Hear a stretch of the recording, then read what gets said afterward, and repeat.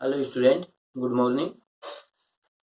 देखिए, हमारा जो लास्ट क्लास के अंदर जो टॉपिक था वो एंजाइम का था, जिसके अंदर हमने एंजाइम के डेफिनेशन, एंजाइम जो है उनके करैक्टर या विशेषताएं, इसके बाद एंजाइम के जो क्रियाविधि है उसको प्रभावित करने वाले जो फैक्टर्स थे या कारक थे, तो हम उनके बारे में डिस्कस किया कि एंजाइम में की क्या क्या विशेषताएं रहती है, या फिर कहें कि एंजाइम जो रहता है उसका निर्माण होता है तो कौन कौन से पार्ट होते हैं। इसके बाद उसको प्रभावित करने वाले जो कारक रहते हैं उनके बारे में, और जो कारक रहते हैं वो किस प्रकार से प्रभावित करते हैं। इसके बाद में देखिए कि नेक्स्ट जो पार्ट आता है कि एंजाइम जो है वो किसी भी जैविक क्रिया की दर होती है, या फिर कहें कि बायो रिएक्शंस जो रहती है, तो जो बायो रिएक्शंस जो है उनकी रेट को प्रभावित करते हैं। या तो ये कहें कि जो बायो रिएक्शन है उनकी रेट को इंक्रीज करते हैं, या फिर कहें कि उनकी रेट को डिक्रीज कर देते हैं। मेनली यहाँ पर हम जब भी यूज में लेते हैं तो इंक्रीज करने वाला ही पार्ट यूज में लेते हैं। तो इस प्रकार से वो जो एंजाइम है वो किस प्रकार से एक जैविक क्रिया की या बायोलॉजिकल जो क्रिया रहती है उस क्रिया की किस प्रकार से रेट पर अपना इफेक्ट डालते हैं या रेट जो है उसको इंक्रीज करते हैं। तो मेनली यहाँ पर ये कहें कि एंजाइम में दो प्रकार से, एक मेटाबॉलिक रिएक्शन या कहें कि एक बायोकेमिकल जो रिएक्शन है उस पर अपना इफेक्ट डालते हैं। तो मेनली जो टू टाइप से अपना इफेक्ट डालते हैं, इनमें से देखिए फर्स्ट यदि टाइप की बात करें तो हम ये कहेंगे कि एंजाइम सबस्ट्रेट कॉम्प्लेक्स। देखिए यहां पर यदि बात करें एंजाइम क्रियाधार,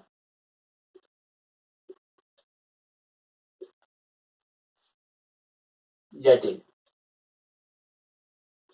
का निर्माण, या फिर कहें हम एंजाइम एंजाइम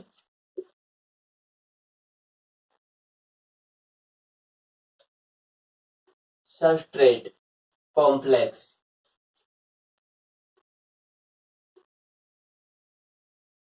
कॉम्प्लेक्स फॉर्मेशन।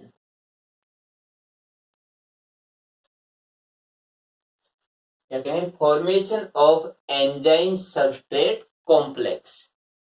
तो जो formation of enzyme substrate complex की यदि हम बात करें तो यहां पर देखिए एक तो स्टेप ये रहेगा कि जब एंजाइम सबस्ट्रेट कॉम्प्लेक्स का जब फॉर्मेशन होता है उस समय एंजाइम जो रहते हैं वो रिएक्शन या कहें बायोकेमिकल जो रिएक्शन रहती है उसके रेट को इफेक्ट करते हैं, इंक्रीज कर देते हैं।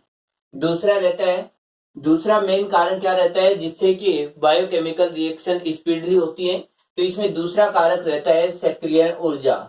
तो यहां पर ये कहें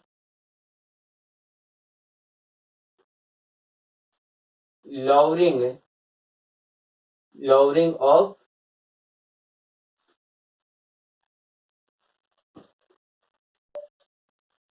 सेकंड पार्ट है जो एंजाइम जो है वो बायोकेमिकल रिएक्शन के रेट को इफेक्ट डालते हैं, उसमें सेकंड कार्य है लोअरिंग ऑफ एक्टिवेशन एनर्जी, या फिर कहें सक्रियण ऊर्जा में कमी करना। देखिए दो पॉइंट हैं जिनके बारे में हमें मेनली डिस्कस करना है। जब भी किसी बायोकेमिकल रिएक्शन की हम बात करेंगे या कहें बायोलॉजिकल जो रिएक्शन होगी, उस रिएक्शन के अंदर सबसे फर्स्ट एक किसी भी प्रकार की रिएक्शन हो, रिएक्शन को करने के लिए एक मिनिमम एनर्जी की रिक्वायरमेंट होती है। यानी जब सबस्ट्रेट रिएक्शन करते हैं तो उन्हें मिनिमम ऊर्जा या एनर्जी जो है उसकी रिक्वायरमेंट होगी, तो जो कम से कम ऊर्जा है जो उस रिएक्शन को करवाने के लिए जरूरी होती है। देखिए एक एग्जांपल मैं बताता हूं, जैसे जो पानी रहता है, वाटर है, उसको उबालने के लिए 100 डिग्री सेल्सियस टेम्परेचर होना जरूरी है। उसके बाद वाटर जो है उसकी वेपर या भाप बनती है। तो हम ये कहें कि पानी की भाप बनने के लिए 100 डिग्री सेल्सियस होना कंपलसरी है, एक मिनिमम टेम्परेचर 100 डिग्री होना ही चाहिए। अब इस 100 डिग्री सेल्सियस के लिए हमें पानी को गर्म करना होता है। तो गर्म करने के लिए जो ऊर्जा दी जाती है वो कितनी मिनिमम ऊर्जा दी जाए जिससे 100 डिग्री सेल्सियस तापमान हो जाए। तो हम ये कहें कि उस 100 डिग्री को करने के लिए या वाटर वेपर बनाने के लिए, जल वाष्प बनाने के लिए 100 डिग्री सेल्सियस होना चाहिए। टेम्परेचर 100 डिग्री सेल्सियस के लिए कितनी ऊर्जा की या कितने हीट या टेम्परेचर जो है वो हमें देना है, कितनी ऊर्जा देनी है, तो वो मिनिमम ऊर्जा होती है। इसके बाद आगे जो रिएक्शन होगी उसकी बात अलग होती है। तो मिनिमम ऊर्जा की बात हुई तो हम ये कहेंगे कि जो मिनिमम ऊर्जा है उसको कहते हैं एक्टिवेशन एनर्जी। किसी भी रिएक्शन जो रहती है उसके अंदर जो कम से कम ऊर्जा जो उस रिएक्शन को करवाने के लिए जरूरी है वो होगी सक्रियण ऊर्जा या एक्टिवेशन एनर्जी। तो इस एक्टिवेशन एनर्जी को कम कर देता है एंजाइम।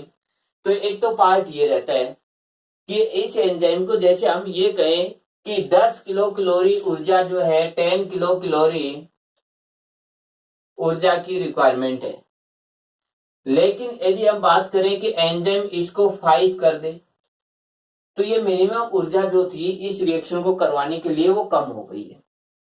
या फिर कहें कि जैसे 10 एटीपी मॉलिक्यूल्स है, 10 एटीपी मॉलिक्यूल से रिएक्शन स्टार्ट होगी, लेकिन एंजाइम ने जुड़ के उसको 5 एटीपी कर दिया कि 5 एटीपी में ही स्टार्ट कर देता हो। तो एक तो ये रहेगा। दूसरा है एंजाइम क्रियाधार जटिल या कहें कि एंजाइम सबस्ट्रेट कॉम्प्लेक्स का फॉर्मेशन। तो इस स्थिति में क्या रहता है कि एक एंजाइम होगा, ये एंजाइम एक सबस्ट्रेट से जुड़ता है। यानी हम बात करें तो देखिए enzyme plus substrate, enzyme plus substrate. जब एंजाइम किसी सबस्ट्रेट के साथ जुड़ेगा तो एक स्ट्रक्चर बनती है, उसको कहते हैं enzyme substrate complex. Enzyme substrate complex. और एंजाइम सबस्ट्रेट कॉम्प्लेक्स है, इससे फिर से एंजाइम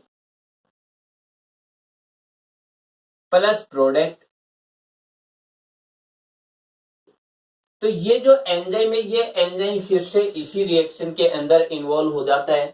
तो एंजाइम ऐसे बायोमोलिक्यूल्स भी होते हैं जो किसी भी बायोकेमिकल रिएक्शंस के अंदर इन्वॉल्व होते हैं, उसकी रेट पर इफेक्ट डालते हैं, बट एंजाइम जो है उसमें स्ट्रक्चरल एंड फंक्शनल रूप से कोई भी चेंजमेंट नहीं आता है, फिर से वैसे होते हैं, फिर वही रिएक्शन को रिपीट करने लग जाते हैं।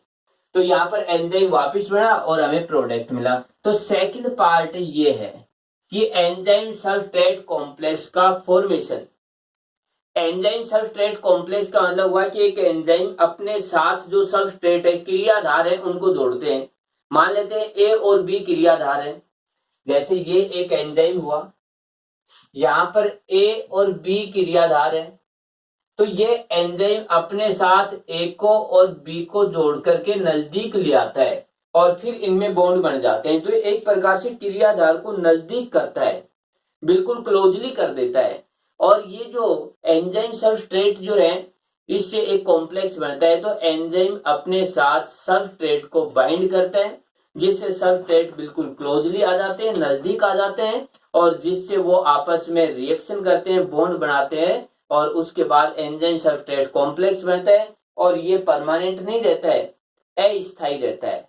इसके बाद इससे एंजाइम पुनः बन जाता है, एंजाइम ये कहीं का अलग हो जाता है और सबस्ट्रेट रिएक्शन करके प्रोडक्ट का फॉर्मेशन कर देते हैं। तो मेनली ये दो पार्ट है। अब पहला जो फर्स्ट पार्ट है एंजाइम क्रियाधार जटिल का निर्माण, इसकी हम बात करते हैं और इसके लिए दो सिद्धांत दिए गए। फर्स्ट जो है वह लॉक की या ताला चाबी सिद्धांत। तो इसको देखिए,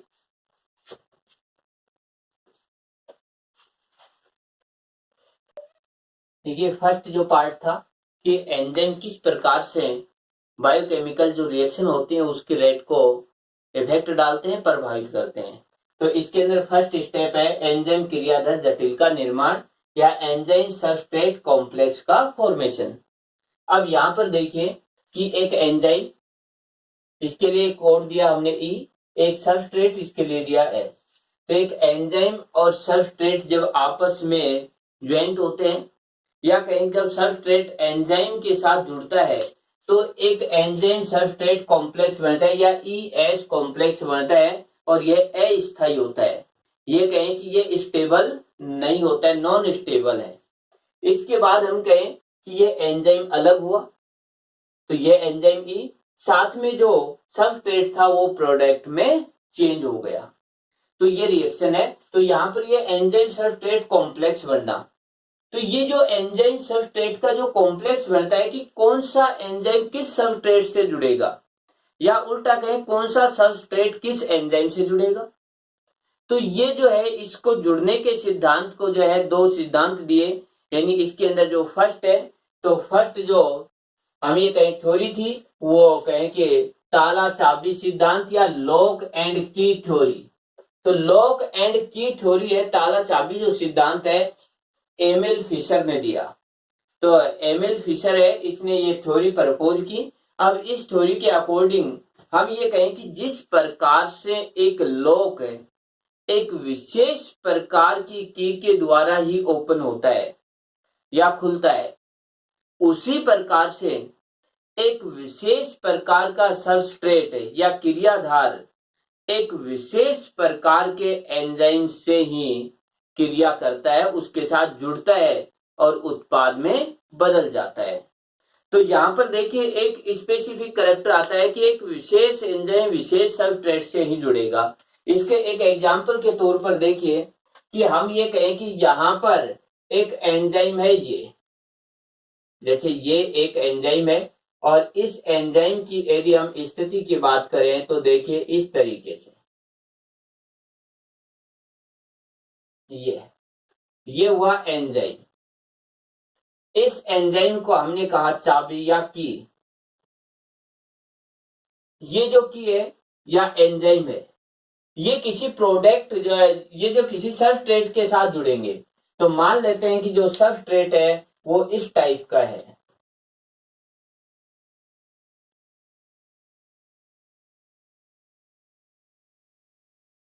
इस तरीके से।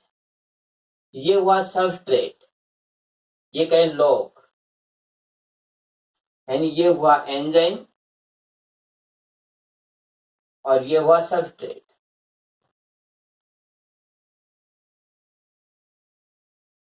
क्रियाधार, तो ये एंजाइम और ये हुआ क्रियाधार। सबसे पहले ये कॉम्प्लेक्स बनेंगे, तो कॉम्प्लेक्स बनते हैं तो इस तरीके से इनकी स्थिति ये हो जाएगी कि जैसे ये एंजाइम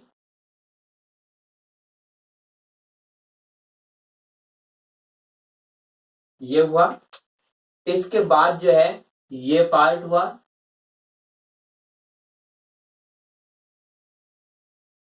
इसको बोलते हैं ES कॉम्प्लेक्स एंजाइम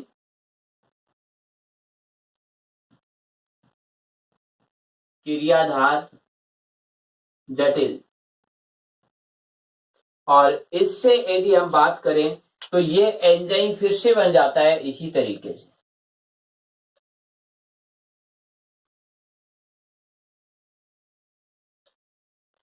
प्लस यहां पर बन जाता है प्रोडक्ट कि यदि ये कहें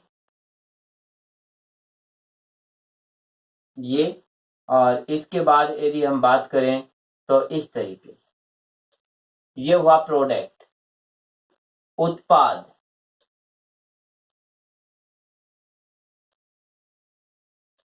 और ये हुआ फिर से एंजाइम।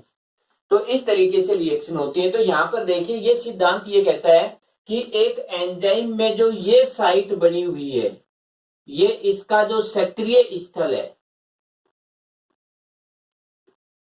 सक्रिय स्थल एक्टिव साइट, एक्टिव साइट या सक्रिय स्थल है, ये फिक्स है, ये नॉन चेंजेबल है, इसमें कोई भी चेंजमेंट नहीं आता है। ये कहें कि ये एक हार्ड पार्ट है जो परमानेंट है, बिल्कुल इसी प्रकार की स्ट्रक्चर रखेगा, इसमें कोई भी चेंजमेंट नहीं आएगा। ये तो हुआ एंजाइम। अब यहाँ पर ये सबस्ट्रेट है, यदि ये सबस्ट्रेट इसके स्ट्रक्चर के अकॉर्डिंग होगा तो इससे अटैच होगा, यदि इसके अकॉर्डिंग नहीं होगा तो इससे अटैच नहीं हो पाता है। तो हम ये कहें कि एक विशेष चाबी जैसे एक विशेष लॉक को खोलती है, वैसे इनकी संरचना स्थायी होती है, दृढ़ होती है, या कहें कि हार्ड होती है, परमानेंट होती है, फिक्स होती है, नॉन चेंजेबल है। तो इसीलिए ये इस प्रकार की स्ट्रक्चर से ही जुड़ पाता है और जिससे ES कॉम्प्लेक्स का फॉर्मेशन होता है। इस कॉम्प्लेक्स का फॉर्मेशन होते ही तुरंत प्रोडक्ट बन जाते हैं, उत्पाद बन जाते हैं। तो ये जो है ये कहें कि अस्थायी, ये अस्थायी होता है। तो ये था जिसके अंदर लॉक चाबी सिद्धांत दिया गया। इसके बाद दूसरा जो है प्रेरित आसंजन का सिद्धांत दिया गया है। तो सेकंड सिद्धांत और देखिए कि ये कॉम्प्लेक्स कैसे बनता है। देखिए फर्स्ट सिद्धांत में तो ये कहा एंजाइम की संरचना भी विशेष है और सबस्ट्रेट की संरचना भी विशेष है, और यदि ये संरचनाएं एक दूसरे के कॉम्प्लीमेंट्री होती हैं तो जुड़ेंगे, नहीं तो नहीं जुड़ पाती है।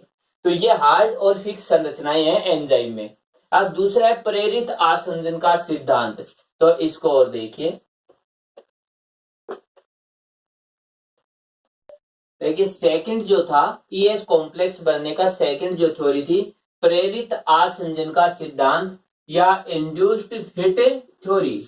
तो जो इंड्यूस्ड फिट थ्योरी है कोसलैंड ने प्रपोज की या कोसलैंड ने दी। अब ये सिद्धांत और जो लॉक की सिद्धांत है इसमें केवल थोड़ा सा डिफरेंस है। जो फर्स्ट स्टेप का है उसमें ये कहा गया कि एंजाइम की जो एक्टिव साइट होती है वो दृढ़ होती हैं, उनमें कोई परिवर्तन नहीं होता है। उस साइट के अकॉर्डिंग सबस्ट्रेट आएगा तो वो उनसे जुड़ेगा। लेकिन ये सिद्धांत ये कहता है कि एंजाइम की जो साइट होती है वो परमानेंट नहीं होती है, बल्कि उनमें कुछ चेंजमेंट हो जाता है, और वो चेंजमेंट उस सबस्ट्रेट के अकॉर्डिंग होता है। तो इसको देखिए कि यदि हम ये कहें कि यहां पर इस तरीके से ये एक एंजाइम है, ये हुआ एंजाइम। यहां पर देखिए दूसरा पार्ट है कि कोई सबस्ट्रेट है। सबस्ट्रेट हम बिल्कुल उसी प्रकार से करें कि जो सबस्ट्रेट है वो इस प्रकार से है,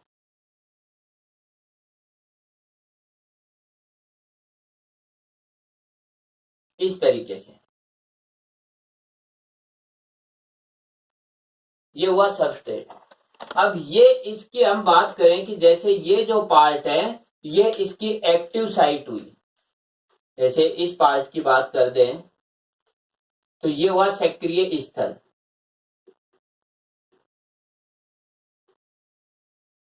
एक्टिव साइट। लेकिन ये जो साइट है और ये जो सबस्ट्रेट है ये दोनों एक दूसरे से मैच नहीं करते। लेकिन जब ये इसके नजदीक आता है, जब ये सबस्ट्रेट इस एंजाइम के नजदीक आता है तो ये जो साइट होती है इस साइट के अंदर चेंजमेंट हो जाता है, इस तरीके से। यानी ये जो साइट है वो इस तरीके से चेंजमेंट हो जाती है, ये प्रेरित होती है इस पार्ट से। इसके बाद ये जो पार्ट रहता है ये पार्ट इसके बिल्कुल नजदीक आता है, इस तरीके से, इस तरीके। तो हम ये कहें कि ये जो इसकी एक्टिव साइट थी वो एक्टिव साइट इस सबस्ट्रेट के अकॉर्डिंग चेंज हो गई, प्रेरित हो गई है। तो यहां पर ये कहें कि सबस्ट्रेट के अकॉर्डिंग एंजाइम का सक्रिय स्थल कुछ परिवर्तनशील होता है, और इसके बाद फिर वही रिएक्शन है, ES कॉम्प्लेक्स का फॉर्मेशन होगा या एंजाइम क्रियाधार जटिल का निर्माण होगा। ये अस्थायी, इसके बाद एंजाइम एंड प्रोडक्ट। तो यहाँ पर जो एंजाइम बनेगा वो इसी प्रकार से फिर वही बन जाएंगे, ये इसका सक्रिय। तो देखिए ये सिद्धांत ये कहता है कि एंजाइम का सक्रिय स्थल परिवर्तनशील होता है, और ये चेंजेबल होने के कारण जैसा सबस्ट्रेट इसके नजदीक आता है उस सबस्ट्रेट के अकॉर्डिंग ये चेंज हो जाता है। इसके बाद हम ये कहें कि इससे ES कॉम्प्लेक्स बनता है और एंजाइम एंड प्रोडक्ट बन जाते हैं। तो ये सिद्धांत और उस सिद्धांत में देखिए एक ही अंतर है सबसे मेन, कि उसमें ये कहा कि ये संरचना हार्ड होती है, परिवर्तनशील नहीं होती है, इसमें ये कहा परिवर्तनशील है। इसके बेस पर देखिए जो ये सिद्धांत दिए, इनके बेस पर कुछ एंजाइमों की मैकेनिज्म समझाएगी, यानी बिल्कुल इसी प्रकार से सभी स्टेप यही है यहाँ पर जो कर रहे हैं। तो इसकी मैकेनिज्म में देखिए, जैसे हमने ये कहा कि यूरिएज एंजाइम जो है वो यूरिया पर इफेक्ट डालता है। तो हम ये कहें कि जो यूरिया एक स्पेसिफिक सबस्ट्रेट हुआ, यूरिएज एक एंजाइम हुआ, तो इस एंजाइम में एक स्पेसिफिक साइट है जिस पर केवल यूरिया ही जुड़ सकता है, बाकी कोई दूसरे नहीं जुड़ते हैं, इसीलिए यूरिएज एंजाइम केवल यूरिया के अलावा किसी पर रिएक्शन नहीं करेगा। तो यहां पर ये हो गया कि यूरिएज एंजाइम में फिक्स है, निश्चित साइट है जो सबस्ट्रेट या यूरिया से जुड़ती है। तो इसके अकॉर्डिंग तो लॉग की हुआ। लेकिन एक दूसरा एग्जांपल देखिए, हमने ये कहा हेक्साकाइनेज एंजाइम। तो जो हेक्साकाइनेज है,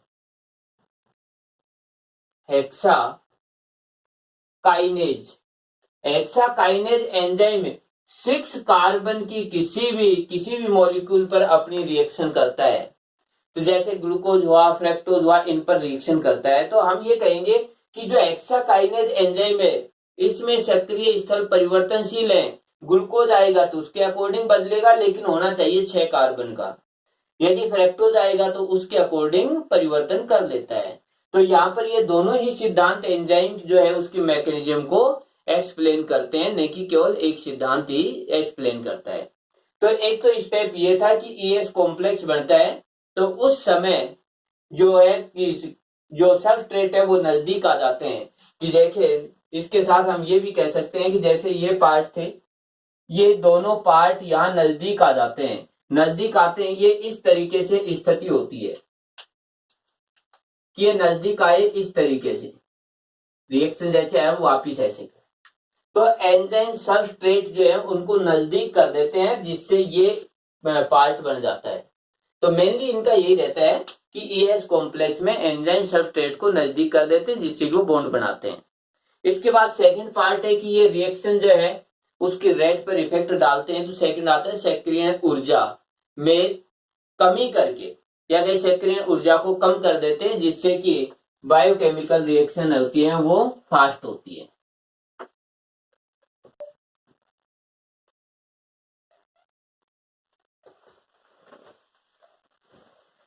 देखिए सक्रियण ऊर्जा में कमी करना, तो सक्रियण ऊर्जा कौन सी ऊर्जा होती है? यदि इसकी डेफिनेशन की बात करें, एक्टिवेशन एनर्जी की। किसी भी बायोकेमिकल रिएक्शंस है उसको स्टार्ट करने के लिए जो मिनिमम ऊर्जा की रिक्वायरमेंट होती है, उस मिनिमम ऊर्जा को हम सक्रियण ऊर्जा कहते हैं। तो यहाँ पर देखिए ये हुआ कि किसी भी जैविक क्रिया को शुरू करने के लिए जो कम से कम ऊर्जा की जरूरत होती है, उस कम से कम ऊर्जा की वैल्यू को हम सक्रियण ऊर्जा या एक्टिवेशन एनर्जी कहते हैं। तो ये जो ऊर्जा रहती है वो ये कहें कि जो ईएस कॉम्प्लेक्स बनने तक जो ऊर्जा की रिक्वायरमेंट होती है, यानी ईएस कॉम्प्लेक्स जब बनता है वहां तक जब ऊर्जा की रिक्वायरमेंट होती है, तो उस ऊर्जा की बात है। तो इसके अंदर देखिए activation energy, rate of reaction की, एक्टिवेशन एनर्जी की बात करेंगे, रेट ऑफ रिएक्शन की।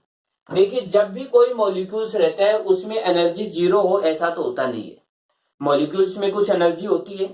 तो हम ये कहें कि मॉलिक्यूल्स के अंदर जो एनर्जी है वो मान लेते हैं कि यहां पर ये एनर्जी है, ये पॉइंट। तो यहां पर है सबस्ट्रेट,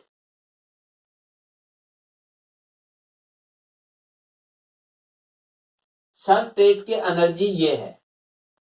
जब ये सबस्ट्रेट रिएक्शन करते हैं तब देखिए क्या होता है इसके अंदर,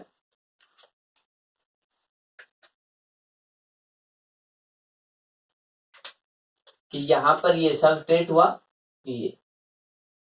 ये सबस्ट्रेट रिएक्शन करेंगे तो इस तरीके से,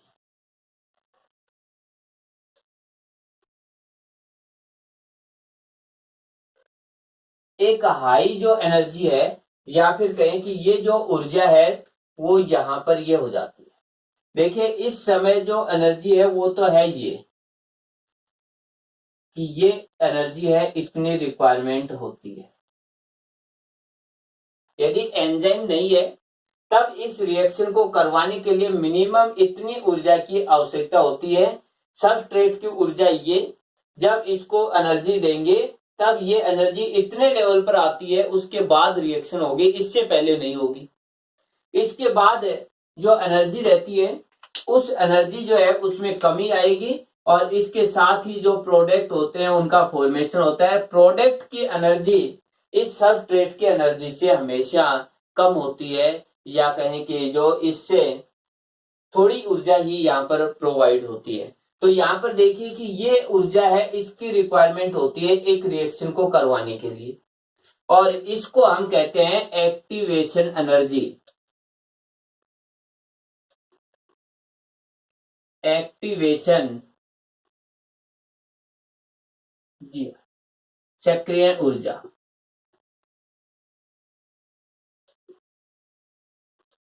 लेकिन इस ऊर्जा की बात करें तो देखिए ये ऊर्जा है विदाउट एंजाइम। विदाउट एंजाइम सक्रिय ऊर्जा बिना एंजाइम।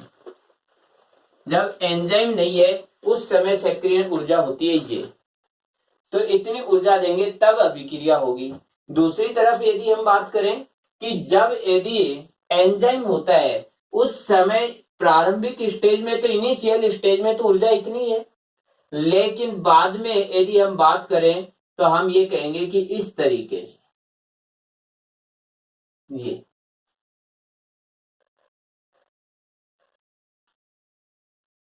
इस तरीके से ये पार्ट बनता है।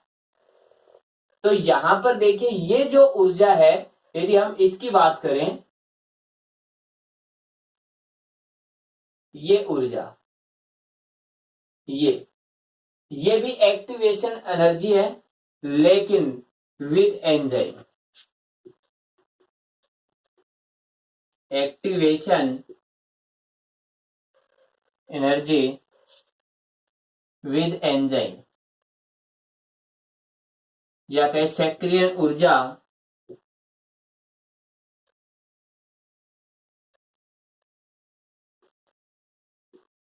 एंजाइम की उपस्थिति में।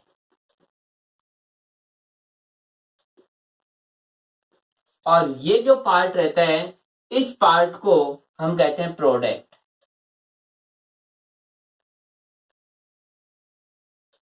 प्रोडक्ट एनर्जी,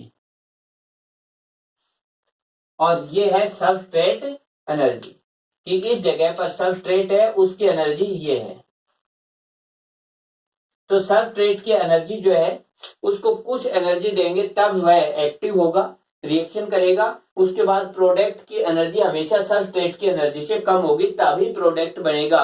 यदि इसकी एनर्जी हाई रहेगी तो ये अस्थायी रहेगा, अनस्टेबल रहेगा और प्रोडक्ट नहीं बढ़ पाता है। तो यहाँ पर ये जो ऊर्जा है कि किसी भी रिएक्शन को करवाने के लिए जो मिनिमम ऊर्जा यानी इतनी ऊर्जा की रिक्वायरमेंट हुई, जो एंजाइम नहीं है तब इसको कहा सक्रियण ऊर्जा। एंजाइम होता है तो इस ऊर्जा की वैल्यू को इतना कर देता है, यानी कम ऊर्जा में ही रिएक्शन करवा देता है।